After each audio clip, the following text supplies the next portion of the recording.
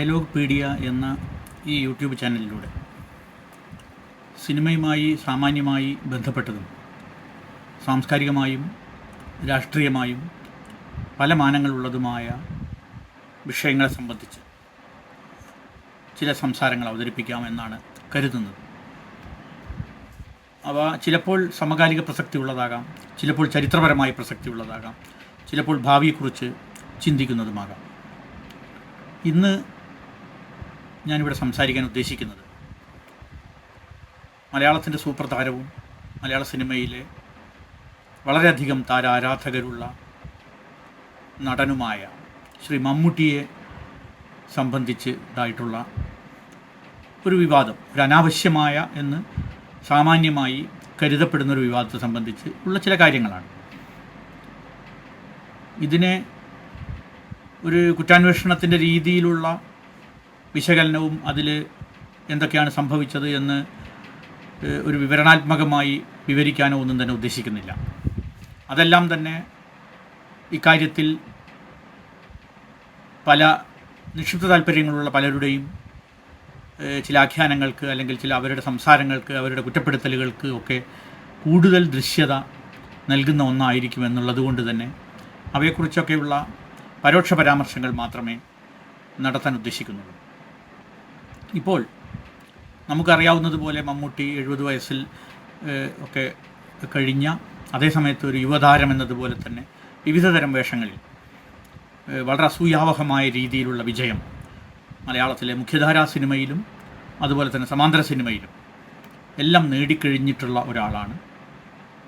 മറ്റൊരു സാധാരണ ഭാഷയിൽ പറഞ്ഞാൽ ഇനി അദ്ദേഹത്തിനൊന്നും നേടാനില്ല എന്നുപോലും പറയാവുന്ന രീതിയിൽ നിരവധി വേഷങ്ങൾ, വളരെ ചാലഞ്ചിങ് ആയിട്ടുള്ള, വളരെ വെല്ലുവിളികൾ നിറഞ്ഞതും വളരെ സങ്കീർണമായ വ്യക്തിത്വങ്ങളുള്ളതും ആയ കഥാപാത്രങ്ങളെ അദ്ദേഹം അവതരിപ്പിച്ചു കഴിഞ്ഞു.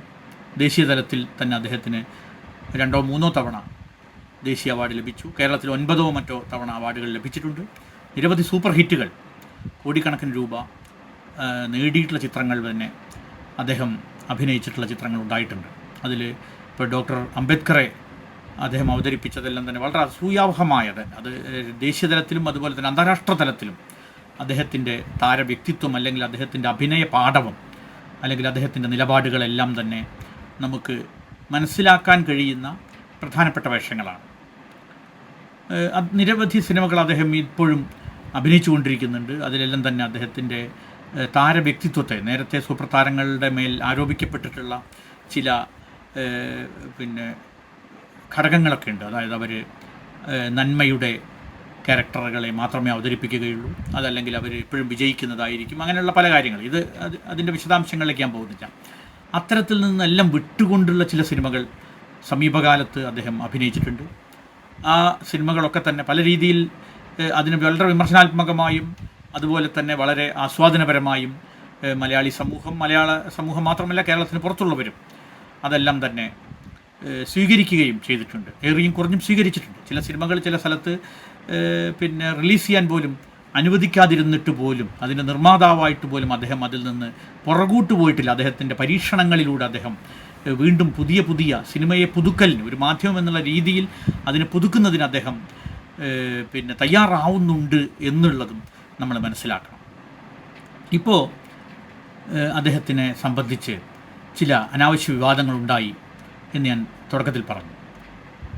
ചില ഗോസിപ്പ്, അതല്ലെങ്കിൽ ബ്ലാക്ക് മെയിലിംഗ് ഒക്കെ പോലെ ഉള്ള ചില ശീലങ്ങൾ നടത്തുന്ന ചില വ്യക്തികളിൽ നിന്നോ അല്ലെങ്കിൽ അത്തരത്തിലുള്ള ചില സാമൂഹ്യ മാധ്യമങ്ങളിൽ തന്നെ പ്രവർത്തിക്കുന്ന ചില ആളുകളിൽ നിന്നൊക്കെയാണ് ഈ കാര്യങ്ങളുണ്ടായിട്ടുള്ളത്. അപ്പോൾ അതെല്ലാം തന്നെ വളരെ ദുരുപദിഷ്ടമായ രീതിയിലാണ്. കാരണം അദ്ദേഹം ഈ കോവിഡ് സമയത്ത് OTT, നമുക്കെല്ലാവർക്കും ഇപ്പോൾ പരിചിതമായ OTT,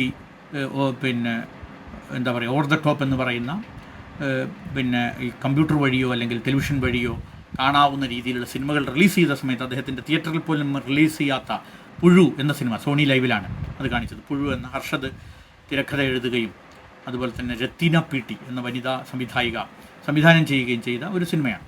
വളരെ സവിശേഷമായ ഒരു ശ്രദ്ധേയമായ സിനിമയാണ്. ഞാൻ അതിനെ സംബന്ധിച്ച് ഈ ലേഖനത്തിൽ ഇപ്രകാരമാണ് എഴുതുന്നത്: മമ്മൂട്ടി അവതരിപ്പിച്ച് മഹത്വവൽക്കരിച്ച ജാത്യഹങ്കാരപ്രമത്തനായ മന്നാടിയാർ അയ്യർ കഥാപാത്രങ്ങളെ റദ്ദ് ചെയ്തുകൊണ്ടെന്നാണ്. കാരണം അത് വളരെ വിശദമായിട്ട് ഈ ലേഖനത്തിൽ ഞാൻ അന്വേഷിക്കുന്നുണ്ട്. കാരണം ധ്രുവം എന്ന സിനിമയിൽ ജോഷി സംവിധാനം ചെയ്ത എസ്.എൻ. സ്വാമി തിരക്കഥ എഴുതിയ ധ്രുവം എന്ന സിനിമയിൽ അദ്ദേഹം അവതരിപ്പിച്ച നരസിംഹ മന്നാടിയാർ എന്ന വേഷം 92-93 കാലഘട്ടത്തിൽ ഇറങ്ങിയതാണ്. എങ്ങനെയാണ് കേരളത്തിലെ സവർണവർഗീയതയെ അല്ലെങ്കിൽ ഹിന്ദുത്വ ഫാസിസത്തെ അനുകൂലിച്ച ഒരു സിനിമയാവുന്നത്. അതിൽ നായകത്വത്തെ തന്നെ മമ്മൂട്ടിയാണ് അവതരിപ്പിച്ചത് എന്ന് നമുക്കറിയാം. അതുപോലെ തന്നെയാണ് CBI ഡയറിക്കുറിപ്പ് സിനിമകൾ, അതുപോലെ അയ്യർ ദ ഗ്രേറ്റ് സിനിമകളൊക്കെ തന്നെ.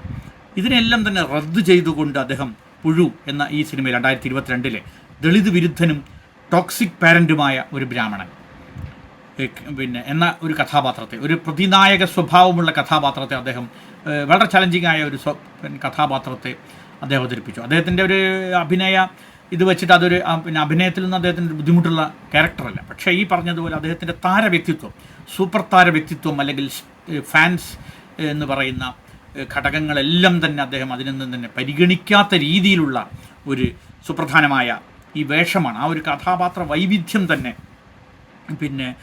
വളരെ സവിശേഷമായിരുന്നു. ഞാൻ ആ സിനിമയുടെ മറ്റ് വിശദാംശങ്ങളിലേക്ക് പോകുന്നില്ല. അതിൻ്റെ നിരൂപണമൊക്കെ തന്നെ പല രൂപത്തിൽ വന്നിട്ടുണ്ട്, നമുക്കതൊക്കെ വായിക്കാവുന്നതാണ്. പക്ഷേ അപ്പോൾ അത്തരത്തിലുള്ള ഒരു സിനിമ, അത് എല്ലാം റിലീസ് ചെയ്ത ആളുകളെല്ലാം അതിനെ സംബന്ധിച്ചുള്ള പല വിലയിരുത്തലുകളെല്ലാം കഴിഞ്ഞിട്ടുള്ളതാണ്. ഇപ്പോൾ പെട്ടെന്ന് അതിനെ വിവാദമാക്കുകയും അത് അദ്ദേഹം എന്തോ ചില പ്രവർത്തനങ്ങൾ അല്ലെങ്കിൽ ചില ജാതിക്കെതിരായി അല്ലെങ്കിൽ ഇതിനെതിരായി അദ്ദേഹം പ്രവർത്തിക്കുന്നു എന്ന രീതിയിലുള്ള ഒരിത്. കാരണം അദ്ദേഹത്തിൻ്റെ കഥാപാത്രങ്ങളെ സംബന്ധിച്ച് ഇപ്രകാരം നേരത്തെ പറഞ്ഞതുപോലെ ബ്രാഹ്മണരെ ഉദ്ഘോഷിക്കുന്ന, അവരുടെ സവർണവർഗീയതയെ തന്നെ ഉദ്ഘോഷിക്കുന്ന സിനിമകൾ ധ്രുവം പോലെയും അയ്യർ ദ ഗ്രേറ്റ് പോലെയൊക്കെയുള്ള അല്ലെങ്കിൽ CBI ഡയറിക്കുറിപ്പ് പോലുള്ള സിനിമകൾ അദ്ദേഹം ചെയ്തിട്ടുണ്ട്.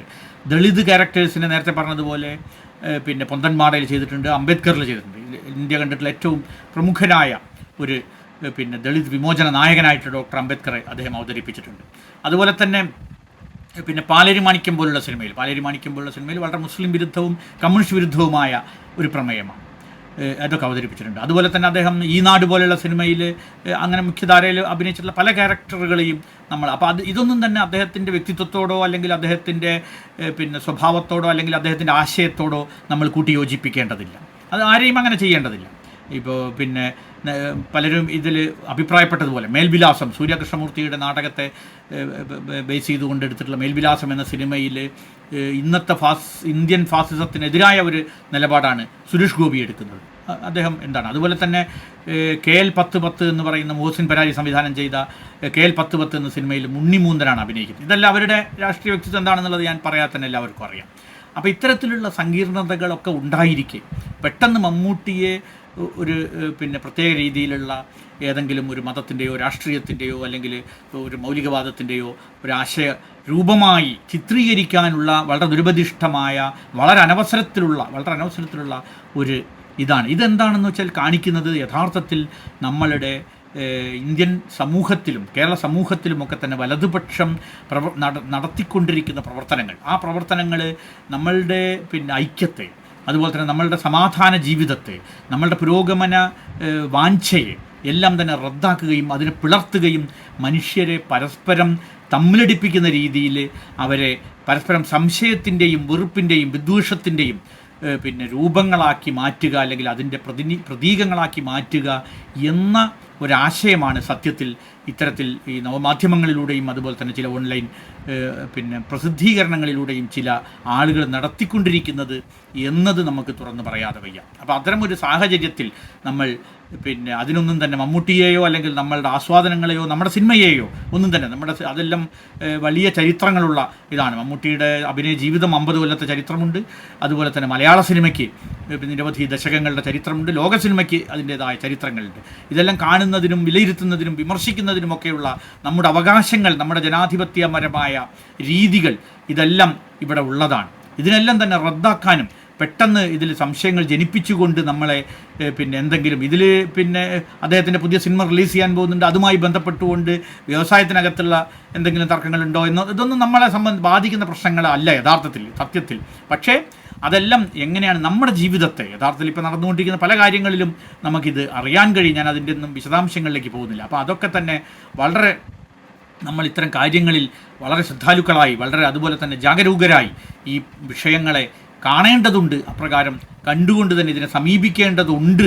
അങ്ങനെ നമ്മൾക്ക് കേരളത്തിൻ്റെ ആധുനികതയും കേരളത്തിൻ്റെ മതേതരത്വവും പുരോഗമന ജനാധിപത്യ ബോധവും എല്ലാം തന്നെ സംരക്ഷിക്കുകയും കൂടുതൽ മുന്നോട്ട് കൊണ്ടുപോകുകയും ചെയ്യുന്നതിനുള്ള ശ്രമങ്ങളിൽ നമ്മളുടെ വായനയെ, അതുപോലെ തന്നെ നമ്മളുടെ കഥാപാത്രങ്ങളെ വിലയിരുത്തുന്നതിലെ അതിൻ്റെ പ്രതീകങ്ങളെയും പ്രതിനിധാനങ്ങളെയും വിലയിരുത്തുന്നതിലും ഒക്കെയുള്ള സൂക്ഷ്മതയും സഹിഷ്ണുതയും നമ്മൾ മുന്നോട്ട് കൊണ്ടുപോകേണ്ടതുണ്ട്.